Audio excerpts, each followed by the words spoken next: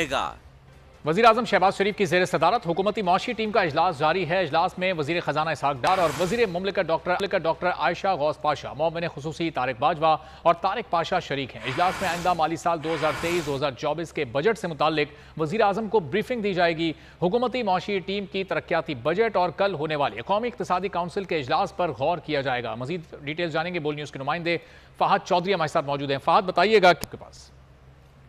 जी देखिए, आइंदा माली साल के बजट के हवाले से वज़ीर आज़म शहबाज शरीफ की ज़ेर सदारत हुकूमती मौशी टीम का इजलास हुआ, जिसमें वज़ीर ख़जाना वज़ीर मुमलिकत आयशा गौस पाशा ने शिरकत की, मुआविन खुसूसी तारिक बाजवा और वज़ारत ख़जाना के आला हुकाम के अलावा वज़ारत मनसूबाबंदी के हुकाम ने भी शिरकत की।